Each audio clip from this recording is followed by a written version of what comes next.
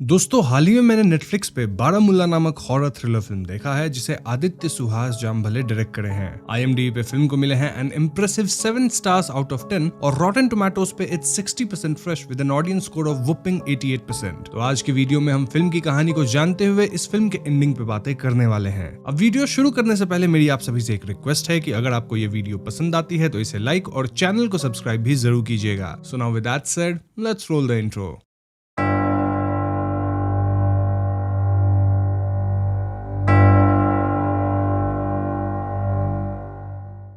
तो फिल्म के शुरुआत में हमें कश्मीर के बारामुल्ला का सीन दिखाया जाता है जहां शोएब नामक बच्चा एक व्हाइट ट्यूलिप फ्लावर के बड को देखता है। फिर शोएब को कोई बुलाता है और शोएब उसके साथ चल देता है। शाम के वक्त पब्लिक प्लेस पे जफर नामक एक बंदा जादू दिखा रहा होता है जहां वो एक बच्चे को बक्से में डाल के गायब करने वाला था। शोएब भी ये जादू देख रहा था और एक मुंह ढके हुए आदमी के कहने पे शोएब वॉलंटियर करता है, मतलब जादूगर जफर शोएब को गायब करेगा। इसके बाद सीन कट होता है और हमें एक पोस्टर दिखाया जाता है जहां शोएब के मिसिंग होने की बात थी। जी हाँ दोस्तों, जादू के वक्त बक्से के अंदर जाने के बाद शोएब एकदम से गायब हो चुका था। यहाँ से सीन शिफ्ट होकर DSP रिदवान सैयद पे आती है जो कि अपने परिवार के साथ कश्मीर के बारामुल्ला में आ रहे थे। रिदवान की यही नई पोस्टिंग हुई थी और उनके परिवार में उनकी बीबी गुलनार थी, फिर उनकी बेटी नूरी और छोटा बेटा अयान। रिदवान को खास इसी सिलसिले में बारामुल्ला लाया गया था कि वो शोएब के गायब होने वाली केस की छानबीन करे। अब दोस्तों रिदवान की लाइफ में पास्ट में कुछ तो कंट्रोवर्शियल हुआ था और उसको लेकर रिदवान के अंदर एक ट्रॉमा भी है। जब इनकी गाड़ी किसी जानवर से हल्का टकराती है तो हम रिदवान की उंगलियां हिलते देखते हैं विच डिपिक्ट्स हिज ट्रॉमा। जो भी हो, रिदवान को यहाँ सरकार से एक घर मिलता है जिसमें फैमिली सेटल होती है। ये घर काफी पुराना था, ऑल्दो रेनोवेटेड था। सेटल होने के बाद रिदवान पुलिस स्टेशन जाते हैं जहाँ उनकी मुलाकात इंस्पेक्टर शौकत अली से होती है। शौकत बताते हैं कि उसने जादूगर जफर को पकड़ के रखा है। इनफैक्ट जफर की अच्छी खासी धुलाई भी हो चुकी है। स्टिल जफर मान नहीं रहा कि वही शोएब को किडनैप किया है। हम जान पाते हैं कि शोएब यहाँ के एक्स MLA का बेटा था और इसी वजह से उसके गायब होने की खबर पूरी मीडिया में आग की तरह फैल गई थी। सभी जफर को ही दोषी मान रहे थे, लेकिन रिदवान का मानना था कि जफर बेकसूर है। रिदवान यहाँ अपने सामने जफर से वापस वही जादू वाला ट्रिक करवाता है और इस जादू की टेक्निक ये थी कि बक्से के अंदर एक हिडन कंपार्टमेंट होता है जिसमें बच्चे छिप जाते थे। शोएब भी उसी में छिपा होगा, लेकिन वहाँ से वो एकदम कैसे गायब हो सकता है? मतलब बक्से में कोई और ओपनिंग तो थी नहीं। और तो और ये जादू कई लोगों की आंखों के सामने हो रहा था, तो शोएब का एकदम से वहां से गायब होना बहुत ही आश्चर्यजनक था। शोएब के गायब होने के बाद बचे थे तो कुछ उसके हेयर्स, जिसे देख के ऐसा लग रहा था मानो उन्हें कैंची से काटा गया था। दूसरी तरफ हम दो लोगों से मिलते हैं जिनके नाम है खालिद और जुनैद। ये दोनों किसी तरह के फसल और खेती करने की बात कर रहे थे और इनकी बातों से क्लियर था कि ये लोग कोड वर्ड्स में बात करके कुछ तो गलत प्लान कर रहे हैं। जो भी हो, इसके बाद सीन रिदवान के बेटे पे आता है जो कि एक रूम के फ्लोर के नीचे सीक्रेट स्पेस पाता है। वहां उसे एक बॉक्स मिलता है जिसके अंदर काउड़ी थी। काउड़ी बोले तो वो शेल्स होते हैं ना जिससे लोग खेलते हैं, या फिर इसका इस्तेमाल फॉर्चून टेलिंग में भी होता है। अयान कौड़ी को उछाल के इसके साथ खेलने लगता है, लेकिन एक बार जब वो कौड़ी उछालता है तो एक कौड़ी नीचे नहीं आता। मतलब ऐसा लगता है कि कोई उसे ऊपर ही कैच किया।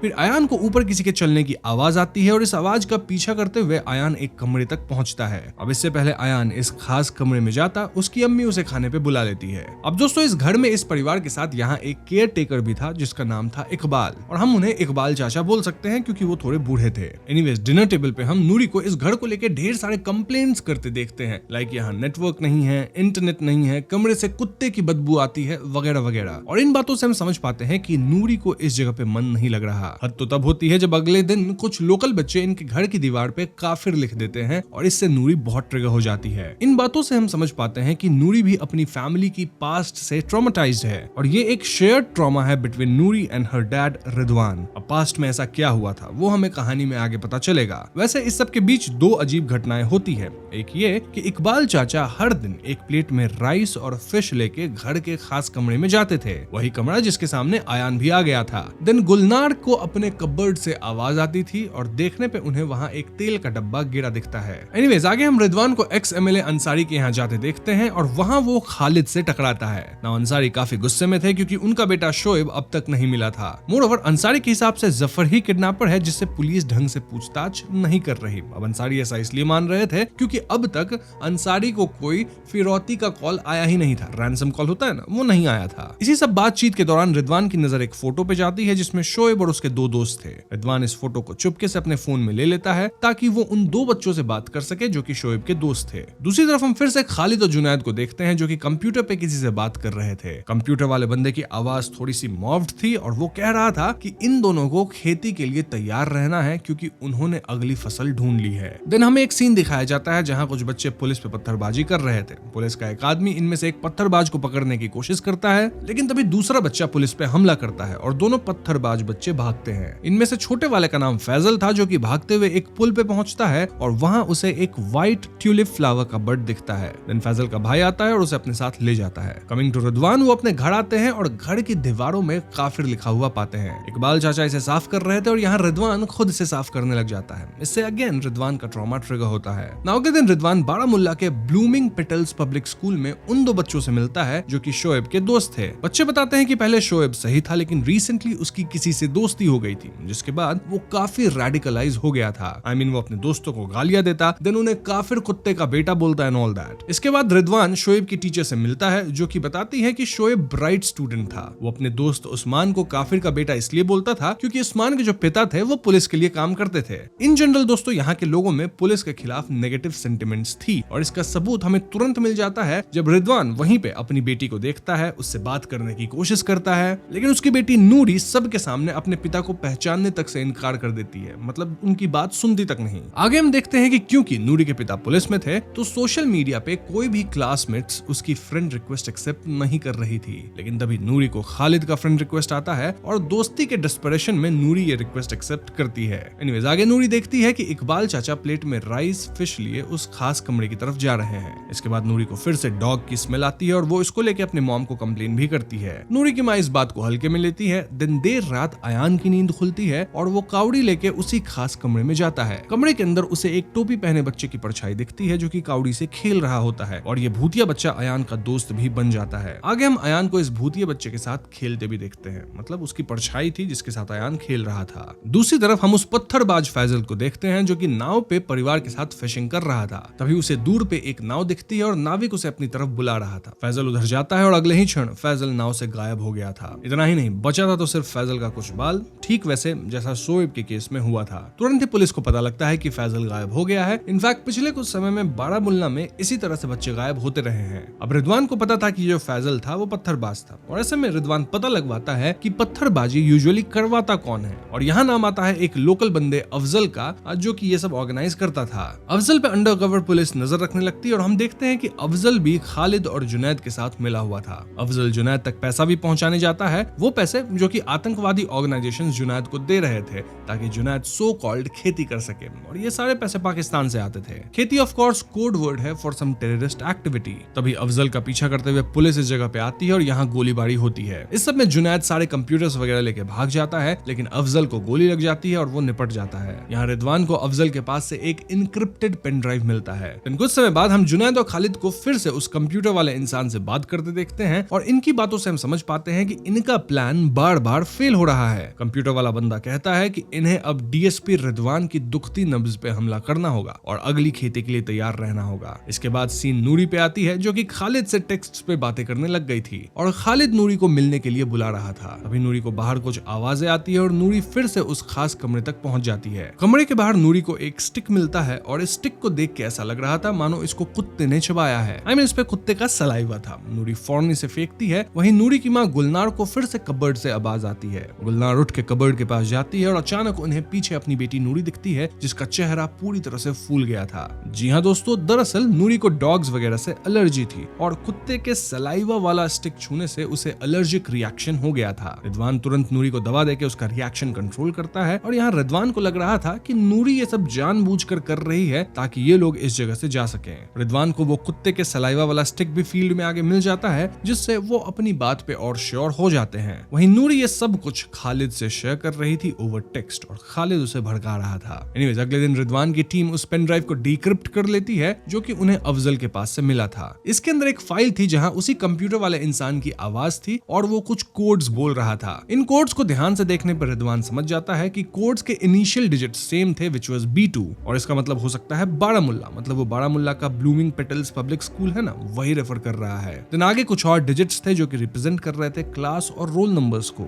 यानी कि दोस्तों सारे गायब हुए बच्चे उसी ब्लूमिंग पेटल स्कूल से रहे हैं और उनके ही क्लास और रोल नंबर्स इन कोड्स में लिखे गए थे, यानी कि इन सब का ब्लूमिंग पेटल स्कूल से एक गहरा कनेक्शन है। दूसरी तरफ हम नूरी को देखते हैं जो कि घर आती है और यहाँ वो काफी परेशान दिख रही थी। नूरी टेक्स्ट पे खालिद से पूछती है कि आज जो वो वीडियो बनाई है वो सही चीज थी ना। तभी नूरी को कुत्ते की आवाज आती है और इस आवाज का पीछा करते हुए नूरी वापस उस खास कमरे तक पहुंचती है। नूरी अपने फोन में रिकॉर्डिंग ऑन करके कमरे के अंदर जाती है और यहाँ वो और भी कई डोर्स एंड विंडोज को खोल के काफी अंदर तक चली जाती है। एक पॉइंट पे नूरी को वही व्हाइट ट्यूलिप फ्लावर दिखता है और तभी उसे कुत्ते के ग्राउलिंग की आवाज आती है। नूरी भागती है लेकिन कमरे का दरवाजा बाहर से लॉक हो गया था। नूरी चिल्लाती है और उसके पीछे हम असाधारण स्मोक निकलते देखते हैं जो कि नूरी को जकड़ लेती है। इसके थोड़ी देर बाद नूरी की माँ उसकी आवाज सुन के इस कमरे में आती है, लेकिन यहाँ उन्हें नूरी के बस कुछ हेयर्स कटे हुए दिखते हैं। जी हाँ दोस्तों, नूरी भी गायब हो चुकी है। ये बात तुरंत रिदवान को पता लगती है और रिदवान अपनी बेटी के गायब होने वाली बात को मीडिया से छुपा के रखता है। यहाँ इकबाल चाचा इशारे में बताते हैं कि वो उस लड़के को देखे हैं जिसके साथ नूरी आजकल घूम रही थी। इकबाल चाचा लड़के की फोटो बनवाते हैं एंड ये ऑफ कोर्स खालिद था। वहीं पुलिस स्टेशन में ब्लूमिंग पेटल्स की जो वो टीचर थी ना, वो आती हैं क्योंकि रिदवान उनसे बच्चों के roll numbers, classes and sections वगैरह की लिस्ट मांगा था। टीचर पूछती हैं कि नूरी आज स्कूल क्यों नहीं आई और इस पर रिदवान कह देता है कि नूरी फिलहाल थोड़ी बीमार है।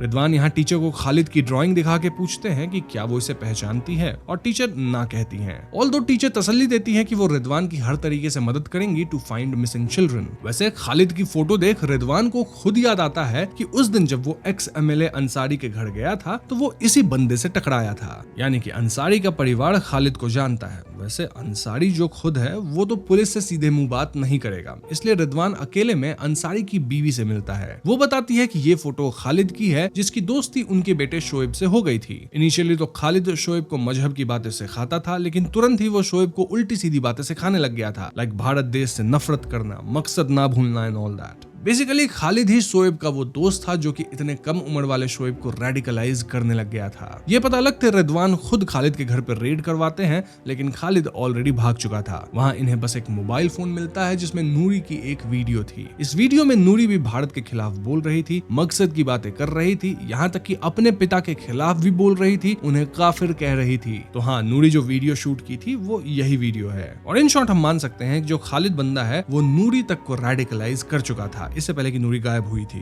वहीं दूसरी तरफ गुलनार को अपने घर में एक औरत की भूतिया परछाई दिखती है। देन उसे अपनी बेटी नूरी के फोन की घंटी सुनाई देती है। गुलनार इस आवाज का पीछा करते अपने कमरे के कबर्ड तक जाती है और वो पाती है कि आवाज कबर्ड के पीछे वाली दीवार से आ रही थी। वो तुरंत दीवार के वॉलपेपर्स हटाती है, देन लकड़ी वगैरह को हटाती है जिसके पीछे एक सीक्रेट रूम जैसा था। इस कमरे में शिवलिंग थी, देन हिंदू भगवान के फोटोज वगैरह थे, यानी कि दोस्तों यहाँ एक छोटा सा घर के अंदर जो मंदिर होता है ना, वैसा कुछ था। नाउ जैसे ही रिदवान घर आता है, गुलनार उसे ये सब बताती है, सेइंग कि ये घर पहले किसी पंडित फैमिली का हुआ करता था। रिदवान को गुलनार की बातें बकवास लगती है क्योंकि रिदवान को ऐसे शैडो वाले घोस्ट्स और सुपरनैचुरल बातों पे यकीन नहीं था। यहाँ गुलनार और रिदवान में कहासुनी हो जाती है क्योंकि दोनों एक दूसरे को ब्लेम कर रहे थे फॉर नूरी। आई मीन नूरी गायब तो हुई ही है, लेकिन वो देश के खिलाफ भी जा चुकी थी ऑलरेडी। यहाँ फाइनली हमें पता चलता है कि आखिर रिदवान और नूरी का पास्ट ट्रॉमा क्या है। दरअसल इससे पहले ये लोग रईसी नाम की जगह में थे जहाँ कुछ आतंकवादी नूरी के स्कूल पे कब्जा कर लिए थे। तब रिदवान बहुत ही स्मार्टली स्कूल में घुस के आतंकवादियों से छुप के लड़ रहा था। इसी बीच थोड़ी फायरिंग वगैरह होती है और क्रॉस फायर में नूरी का एक दोस्त उसकी आंखों के सामने मारा जाता है। मतलब स्कूल का एक स्टूडेंट रिदवान के हाथों खत्म हुआ। इसी बात के कारण नूरी अपसेट हुई थी एंड ऑफ कोर्स नूरी को अपने स्कूल में बॉयकॉट भी किया जाने लग गया था। देन रिदवान के अंदर भी गिल्ट था और उस जगह के लोग भी इन्हें माफ नहीं किए थे। यही वजह है कि नूरी डेस्परेटली इस नई जगह पे आके मतलब बारामुल्ला में आके दोस्ती करना चाहती थी लोगों से, लेकिन यहाँ भी जब बच्चे उसकी फ्रेंड रिक्वेस्ट एक्सेप्ट नहीं कर रहे थे तो वो खालिद से दोस्ती कर ली जो कि नूरी को भड़का रहा था, उसे ब्रेन वॉश कर रहा था। एनीवेज प्रेजेंट में हम जुनैद को देखते हैं जो कि कंप्यूटर पे बात कर रहा होता है और इनकी बातों से हम समझते हैं कि अगेन इनका प्लान फेल हुआ है। कंप्यूटर वाला बंदा कहता है कि इस बार फसल वो खुद चुना है एंड देन कंप्यूटर पे एक बच्चे की फोटो आती है जो कि ब्लूमिंग पेटल स्कूल से था। अब इस बच्चे का मामा जुनैद खुद था। इसके बाद जुनैद स्कूल जाता है, इस बच्चे से मिलता है, बच्चे को एक टिफिन बॉक्स देता है जिसमें एक आधी फोटो थी और फोन थी। हम समझ पाते हैं कि जुनैद बच्चे को लेकर कहीं जाने वाला है और ये बच्चा भी मकसद की बात करता है, यानी कि बच्चा भी रेडिकलाइज्ड है। वैसे दूर से टीचर देख लेती हैं कि जुनैद उनके स्कूल के एक बच्चे से मिल रहा है। नाउ कमिंग टू गुलनार, वो अयान को सुला रही होती है जब अयान एक अजीब हिंदी वाली पोएम गाता है। ये पोएम गुलनार अयान को कभी भी सिखाई नहीं थी और ऐसे में गुलनार उसकी नोटबुक चेक करती है। यहाँ वो पाती है कि अयान किसी शैडो वाले बच्चे की फोटो बनाया है। अब क्योंकि गुलनार खुद भी शैडो घोस्ट को देखी थी तो वो तुरंत उस खास कमरे में जाती है जहाँ वो इकबाल को प्लेट में राइस और फिश रखते पाती है। वो इकबाल से पूछने लगती है कि आखिर यहाँ क्या हो रहा है और इकबाल काफी हेजिटेट करता है, लेकिन तभी एक असाधारण धुआं इकबाल को पजेस कर लेता है और इकबाल औरत की आवाज में कहता है कि जब मासूम जानों की दिल और दिमाग में जहर घोल दिया जाता है तब वादी की गुहार से सायों को आजाद किया गया ताकि साये उनकी हिफाजत करे। फिर वो धुआं इकबाल से निकल के गुलनार को पजेस करता है जिससे गुलनार एक अलग ही दुनिया में पहुंच जाती है। यहाँ वो उन सारे बच्चों को देखती है जो कि गायब हुए थे, इंक्लूडिंग नूरी। सभी बच्चे किसी तरह की लाइट से कनेक्टेड थे, किसी तरह के ट्रांस में थे और फिर अगले ही क्षण गुलनार को होश आता है और वो खुद को इकबाल के साथ उसी कमरे में पाती है। दूसरी तरफ पुलिस फाइनली खालिद को पकड़ लेती है और उसकी जम के धुलाई होती है। खालिद मकसद की बातें करता है लेकिन खत्म होने के डर से फाइनली वो अपना मुंह खोलता है। वो बताता है कि कैसे वो जुनैद के साथ मिलके एक अंडरग्राउंड ऑपरेशन कर रहा था स्पॉन्सर्ड बाय पाकिस्तान, जिसका कैंप कैंगन में भी है। ये लोग बच्चे का ब्रेन वॉश करते हैं, देन उन्हें छुपा कर सरहद पार पाकिस्तान लेके जाते हैं जहां उन्हें जिहाद सिखाया जाए एंड ट्रेनिंग दी जाए। इसी प्रोसेस को ये लोग खेती कह रहे थे और ये चीज अफगानिस्तान और सीरिया में खूब चल रही है। इंडिया के अंदर भी ये लोग खेती शुरू करना चाहते थे, लेकिन जिस बच्चे को भी ये लोग चुनते वो बच्चा अपने आप गायब हो जा रहा था। जी हाँ दोस्तों, ये देशद्रोही लोग बच्चों को उठाना चाहते थे, उन्हें ब्रेन वॉश करके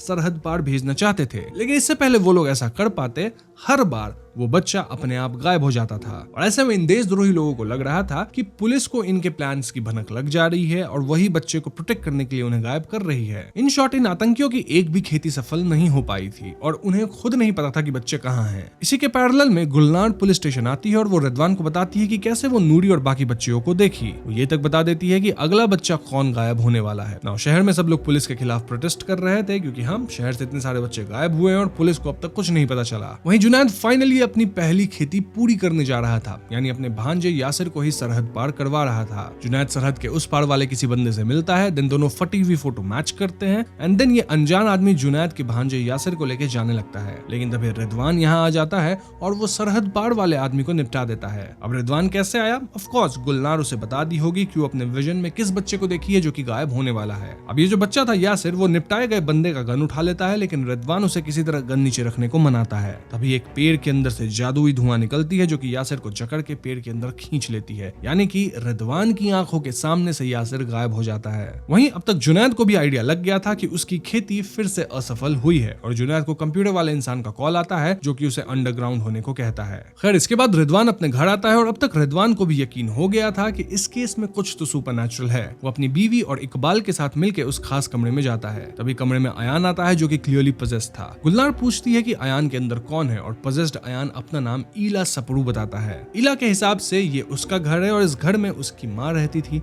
उसके पिता थे, उसका बड़ा भाई था शरद और इनका कुत्ता शेरू भी रहता था। फिर इनके साथ धोखा हुआ था। ये कह के पजेस्ड अयान अपने सर को नोचने लगता है जिससे एक अजीब तरह का स्कार उसके सर पे बनता है। तभी इनके घर की घंटी बजती है और पता लगता है कि दो पुलिस वाले टीचर को लेके यहाँ आए हैं। मतलब वही ब्लूमिंग पेटल्स की जो टीचर थी उन्हें लेके आए हैं। क्यों? क्योंकि टीचर को एक कपड़े में धमकी लिख के मिली थी जिसमें सर तन से जुदा वाली बातें थी। रिदवान टीचर को यहीं रुकने कहता है और तभी इनके घर पे एकदम से गोलियों की बारिश हो जाती है। जी हाँ दोस्तों, जुनैद कुछ आतंकवादियों के साथ इनके घर पे हमला कर चुका था और क्योंकि घर पे नेटवर्क ढंग से नहीं आता था तो ये लोग बैकअप भी समय से नहीं बुलवा पा रहे थे। यहाँ दोनों तरफ से काफी गोलीबारी होती है, लेकिन आतंकवादी ज्यादा थे और उनके पास ज्यादा हथियार थे। ऐसे में वो लोग घर के अंदर घुस पाते हैं और सब पे हमला करने की कोशिश करते हैं। गुलनार के पैर में एक गोली भी लग गई थी। देन इकबाल यहाँ अयान को लेके छिपते हैं और रिदवान अकेले कई आतंकवादियों से लड़ रहा था। सभी काफी चोटिल हालत में थे और तभी हमें फिर से व्हाइट ट्यूलिप फ्लावर दिखाई जाती है। इसके बाद घर के लाइट्स फ्लिकर होते हैं और प्रेजेंट सिचुएशन में मिक्स करके ही हमें दिखाया जाता है कि आखिर इस घर के अंदर पास्ट में क्या हुआ था। मतलब जो प्रेजेंट रियलिटी है ना, उससे ही काइंड ऑफ पास्ट को ब्लेंड किया गया।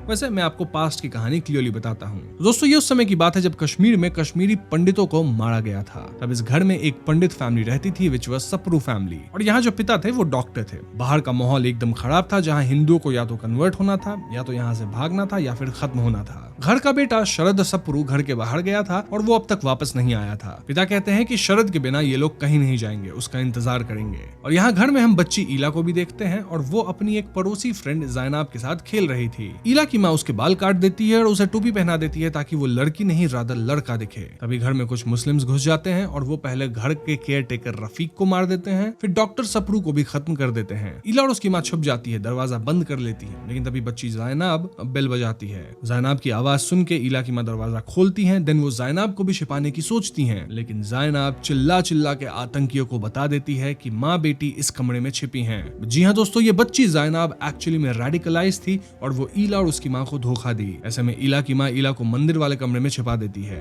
आतंकी इला की माँ को खत्म कर देते हैं, जिससे इला चिल्लाती है। देन वो लोग इला को भी खत्म कर देते हैं मंदिर के अंदर ही। अब ज़ैनब के सर पे एक मार्क जैसा था और आयान जब पजेस्ड होकर अपने सर पे नोच के मार्क बनाया था ना, स्कार जैसा, तब इला आयान के थ्रू यही बता रही थी कि ज़ैनब इनके परिवार को धोखा दी थी। बाय द वे, इस सब में इनके परिवार का कुत्ता शेरू भी खत्म हो गया था क्योंकि वो आतंकियों पे हमला कर दिया था। सो यस, ये था इस घर का पास्ट। और प्रेजेंट में हम देखते हैं कि गुलनार पजेस हो चुकी है। पजेस्ड हालत में वो आतंकियों को खत्म करती है। देन रिदवान भी अच्छा खासा लड़ते हैं। फिर हम घर में उन आत्माओं को देखते हैं जो कि पास्ट में खत्म हुए थे। लाइक कुत्ते की आत्मा भी थी और ये सभी मिलकर आतंकियों पे हमला करके उन्हें निपटा देते हैं। बचता है तो सिर्फ जुनैद और वो भागने की सोचता है, लेकिन अब तक पुलिस आ चुकी थी और वो घर को चारों तरफ से घेर चुकी थी। ऐसे में जुनैद टीचर को बंदी बना के घर के बाहर लाता है ताकि वो टीचर की आड़ में छुप के भाग सके। लेकिन तभी बालकनी से पजेस्ड गुलनार गोली चलाती है और ये गोली सीधा टीचर को लगती है। जी हाँ दोस्तों, पजेस्ड गुलनार जुनैद को नहीं रादर टीचर को मारती है। एंड इसके बाद रिदवान जुनैद को भी खत्म कर देता है। But the question here is कि टीचर को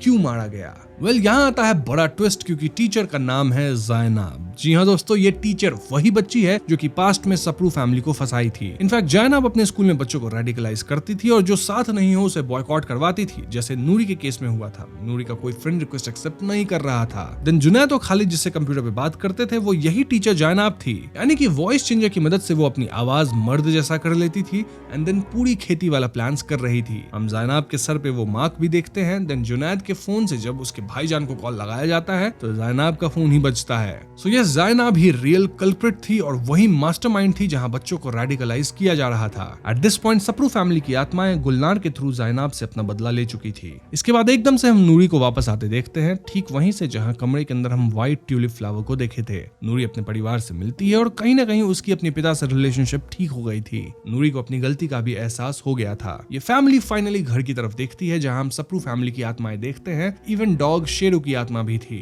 इसके बाद धीरे धीरे सभी गायब हुए बच्चे वापस आ जाते हैं और हम ये समझ पाते हैं कि एक्चुअली में आत्माएं उन बच्चों को गायब करके बचा रही थी जो कि रेडिकलाइज होकर सरहद पार जाने वाले थे। यानी जो बच्चे खेती का शिकार होने वाले थे उन्हें आत्माएं बचा रही थी। इसके बाद हम रिदवान की फैमिली को इस घर से शिफ्ट होते देखते हैं और रिदवान को स्टैंडिंग ओवेशन भी मिलता है ऑफिस में, क्योंकि कहीं ना कहीं ये केस अब सॉल्व हो गया था। एंड में हमें मुंबई का सीन दिखाया जाता है जहां रिदवान और उसकी फैमिली शरद सपरू से मिलते हैं जो कि डॉक्टर बन चुका है। जी हाँ दोस्तों, सपरू फैमिली का बड़ा बेटा शरद उस रात घर के बाहर था और वो समहाउ बच के कश्मीर से भाग निकला होगा। फिर वो स्क्रैच से अपनी जिंदगी बनाया और फिलहाल वो डॉक्टर है। शरद को ये लोग वो शेल्स वाला बॉक्स देते हैं जिसमें काउडी वगैरह था, वो वाला बॉक्स देते हैं और इसे देखकर वो बहुत ज्यादा रोता है क्योंकि इससे वो बचपन में खेला करता था। उसकी बहन इससे खेला करती थी अपने कश्मीर वाले घर में। यहीं पे फिल्म खत्म हो जाती है। तो दोस्तों, ये थी बारामुल्ला की कहानी और अब तक आप ऑलरेडी फिल्म की कहानी पूरी तरह से समझ ही गए होंगे, इसलिए मैं कहानी रिपीट नहीं करूंगा। रादर अब हम फिल्म के ऊपर थोड़ी और बातें कर लेते हैं विद थियरीज। सो ये फिल्म अपने सरफेस पे एक थ्रिलर और सुपरनैचुरल हॉरर लगती है, लेकिन अंदर से ये कश्मीर की एक दर्दनाक कहानी को दोबारा जिंदा करती है। बारामुल्ला की स्टोरी एक तरफ मिसिंग चिल्ड्रन का इंटेंस इन्वेस्टिगेशन दिखती है और दूसरी तरफ एक हॉन्टेड हाउस को दिखाती है जिसके अंदर सपरू पंडित फैमिली का खून और दर्द छिपा हुआ था। रिदवान अपने ट्रॉमा, अपनी बेटी नूरी के रेडिकलाइजेशन और सुपरनैचुरल चीजों से जूझते हुए धीरे धीरे समझता है कि ये केस सिर्फ टेररिज्म नहीं बल्कि एक पुरानी जुल्म की कहानी का परिणाम है। जुल्म ये कि पास में यहाँ एक कश्मीरी पंडित फैमिली को समाप्त कर दिया गया था और उन्हें ज़ैनब नाम की एक बच्ची ने धोखा दिया था।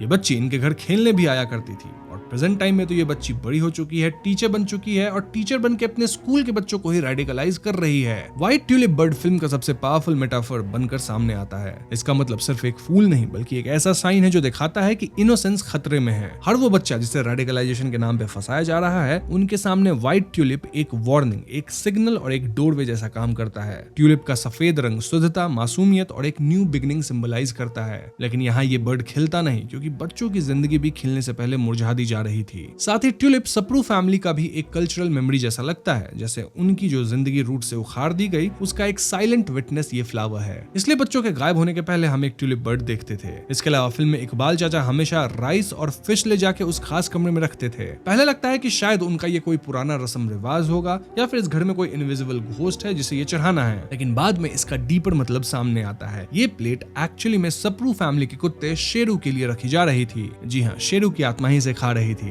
पास्ट में जब सप्रू फैमिली पे अटैक हुआ था तो शेरू ने अपने मालिक और बच्चों को बचाने की कोशिश की थी। वो एक लॉयल गार्डियन डॉग था जो आतंकियों पे हमला कर देता है और इसी वजह से वो समाप्त हुआ था। जब से सप्रू फैमिली की आत्माएं इस घर में फंसी हुई हैं, तब से शेरू की रूह भी वहीं मौजूद है। इकबाल चाचा असली में स्पिरिट गार्डियन को खाना दे रहा था। इसका एक और लेयर ये भी है कि जब तक इकबाल शेरू को खाना दे रहा था तब तक हाउस के घोस्ट्स शांत थे। वो अपने पुराने संस्कार और रिश्तों को ऑनर कर रहे थे। लेकिन जैसे ही करंट टाइमलाइन में रेडिकलाइजेशन और खतरा फिर से बच्चों के आसपास बढ़ा तो शेरू और सप्रू फैमिली के साए एक्टिव होने लगे। वैसे फिल्म में क्लियरली बताया गया है कि इन आत्माओं को वादियों से शक्ति मिली क्योंकि मासूम बच्चों के मन में जहर घोला जा रहा था। तो हाँ, इन आत्माओं का मेन मोटिव था ऐसे रेडिकलाइज हो रहे बच्चों को बचाना, साथ ही अपना बदला लेना। फिल्म कश्मीरी पंडितों के साथ जो अत्याचार हुआ था पास्ट में, उसे हॉरर के माध्यम से पेश करती है ताकि उस वक्त की अफरा तफरी, धोखे और खून की गुनगुनाहट को लोग महसूस कर सके। सप्रू फैमिली का सीक्वेंस एक हॉरर सीन से ज्यादा एक हिस्टोरिकल ट्रेजेडी का फ्लैशबैक लगता है और यहाँ सिर्फ एक फैमिली की कहानी बताई गई है। ऐसी कई फैमिलीज के साथ क्या कुछ नहीं हुआ था। लड़कियों के बाल काट के उन्हें लड़का दिखाना, घर के मंदिर में बच्ची को समाप्त करना, फिर अपने मजहब के नाम पे मार काट करना, ये सब वो एक्चुअल इंसिडेंट्स रिफ्लेक्ट करते हैं जहां लोगों को अपनी पहचान छुपाकर जिंदा रहना पड़ा था। तभी तो फिल्म में गायब हो रहे बच्चों की जगह सिर्फ कटे बाल रह जाते थे क्योंकि ईला के बाल भी काटने पड़ गए थे। ये सिंपली फिजिकल एविडेंस छोड़ना नहीं था बल्कि एक सिंबॉलिक प्यूरिफिकेशन जैसा लगता है, जैसे उन्हें एक डेंजरस पाथ से निकाल कर एक सेक्रेड सेफ जोन में शिफ्ट किया जा रहा हो। सप्रू फैमिली में भी ईला के बाल काटे गए थे ताकि उसकी आइडेंटिटी छुपे। प्रेजेंट टाइमलाइन में भी घोस्ट्स बाल काटकर बच्चों को उस फिजिकल दुनिया से डिस्कनेक्ट कर देते हैं जहां उनकी ब्रेन वॉशिंग हो रही थी। ये एक तरह का स्पिरिचुअल टेलीपोर्टेशन था, एक पेनफुल बट प्रोटेक्टिव एक्ट। ऐसा लग रहा था जैसे ये साए कहना चाहते हो, हम तुम्हें इस दुनिया की गंदी हवा से अलग कर रहे हैं। ओवरऑल बारामुल्ला एक लेयर्ड फिल्म लगती है जहां हॉरर सिर्फ डराने की चीज नहीं बल्कि हिस्ट्री को याद दिलाने का जरिया भी बन जाती है। इनोसेंस, बिट्रेयल, रेडिकलाइजेशन और सप्रेस्ड मेमोरीज सब एक ही स्टोरी में फ्यूज होकर एक ऐसा नैरेटिव क्रिएट करते हैं जहां घोस्ट्स भी हीरो बन सकते हैं और जहां एक व्हाइट ट्यूलिप एक प्योर वार्निंग के साथ साथ एक साइलेंट प्रेयर भी बन जाता है। और यहाँ रियल हॉरर क्या है? वेल, वो जो ब्रेन वॉश्ड लोग थे जो कि टेररिस्ट एक्टिविटीज कर रहे थे। सो यस, मैंने यहाँ कहानी के साथ साथ थियरीज को भी कवर कर दिया है। स्टिल अगर मैंने कुछ मिस किया हो या फिर अगर आपके मन में कोई भी डाउट हो तो आप मुझसे कमेंट्स में पूछ सकते हैं। तो बस आज की वीडियो में इतना ही। वीडियो पसंद आई हो तो इसे लाइक और शेयर करें, साथ ही चैनल पे नए हैं तो हमें सब्सक्राइब भी कीजिएगा क्योंकि हम अपने चैनल पे ऐसे वीडियोस लाते रहते हैं। पीस।